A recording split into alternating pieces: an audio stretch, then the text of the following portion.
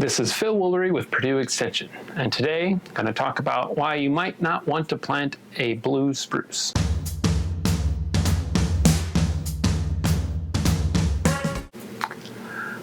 Blue spruce is a very popular tree in the United States. It has a nice, beautiful form, and that bluish color makes it highly desirable in the landscape. But on my area of the country, a lot of these are not looking the greatest because they have lots of disease issues. Before we talk about the diseases, let's talk a little bit about the tree and some of its features. So the Colorado blue spruce, or blue spruce, is native to, the Rocky Mountains in Colorado, Arizona, Utah. It's often found in moist, well-drained soils, and it can get quite large, well over 60 feet in good conditions. Its needles are about an inch long, and they're very stiff and pokey. And in its natural range, most of the individuals do not have that blue color. There's only certain individuals in the nursery trade they've selected for those, and they collect either seeds from populations that exhibit a higher amount of that blue color, or they'll do cuttings and grafting of different individuals. Additionally, in the horticultural trade, there's different cultivars with different forms, either different crown shapes and sizes available for this species as well. Now let's talk about some of these disease problems this tree is having. And most of them come down to where we're trying to grow this tree. So in its native range in the mountains, it can get some warm weather, but that's not too big of an issue in our area having hot weather. The soils could be an issue. They like moist, well-drained soils, so having them planted in some heavy clay with poor drainage, that can cause to put the tree under stress and make it more susceptible to disease. Also, the difference in climate in the mountains of Colorado, in the summertime, the humidity is very low compared to in the Midwest. We have pretty high humidity at sometimes. And one thing about diseases is that a lot of them like more moisture. So that higher humidity that we have here makes it better for disease development, especially if the needles stay wet longer, and that will promote disease development.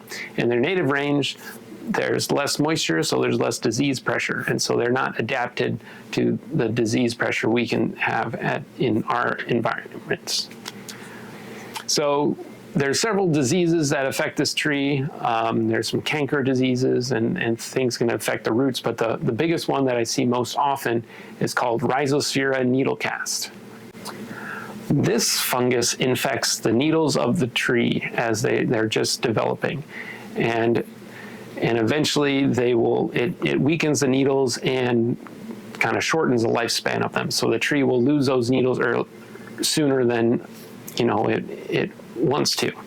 It maybe have those needles for 2 years, whereas this species would likely retain needles for 5 years. So reducing the lifespan of those needles will reduce the photosynthetic capacity of the tree and kind of weaken it further.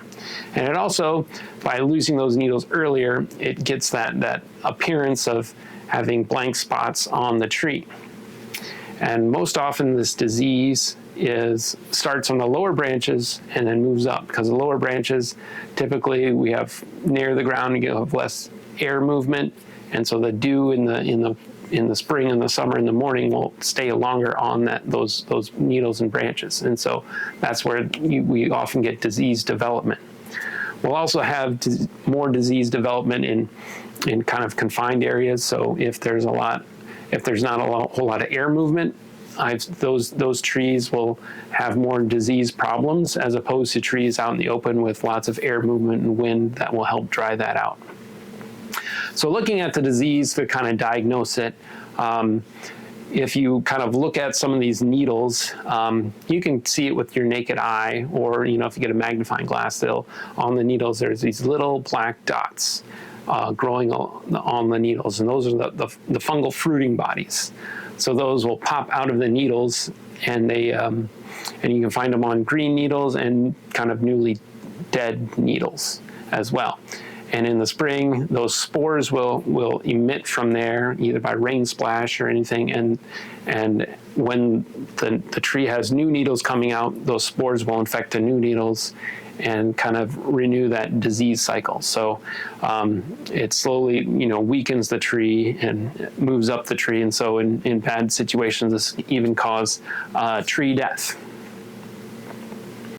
So how can we prevent some of these disease problems? The first step is planting this tree in the right location. We want to minimize the amount of time that those needles are wet to reduce the amount of disease on them. So if we have that out in the open, we want to avoid places where we're going to have lower air movement to have those needles wet longer. So I would avoid, I've seen it's really bad where people plant it in sort of like a windbreak or a visual screen, and those branches grow together, and that kind of is a good starting spot for this disease, and it kind of spreads through that whole thing there. And then your kind of visual screen is ruined when all the bottom branches kind of die off there. So avoid trying to plant them too close together to avoid some of these disease problems. So an ideal spot is kind of moist, well-drained soils, but out in the open with lots of air movement and everything. So, it would be good for a centerpiece tree, and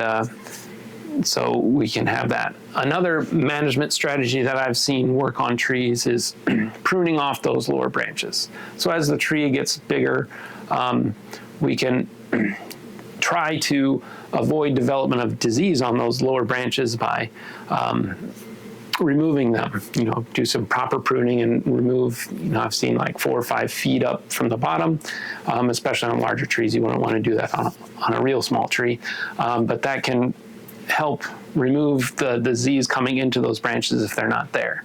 And so you're just left with higher branches on that tree.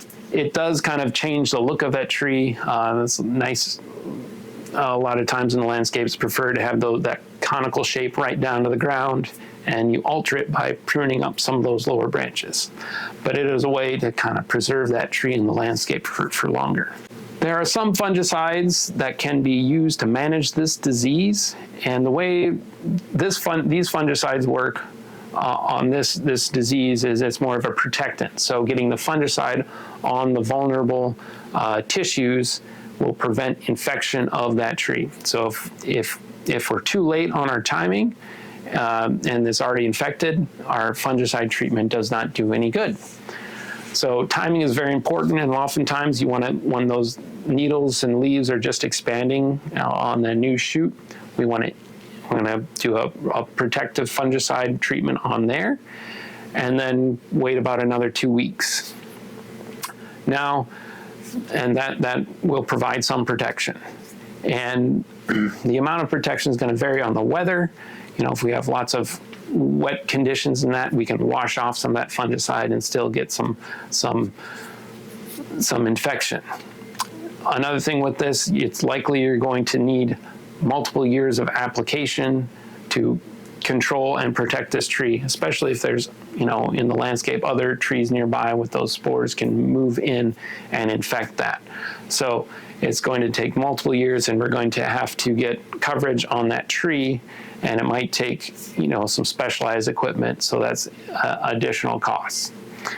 And then you have to decide, once some of those lower branches are kind of already naked and kind of dead looking, they're not going to come back. So you have to decide if that tree is too far gone. Fungicide treatments aren't going to do much good for it anyway. So that's another thing you have to consider. And that increased costs for applying fungicides on those trees. It's something to consider. So other people might choose to replace their blue spruce. There's lots of different species that you can use to replace this, and I'm going to cover that in the next video, look at some of these species and some of their features.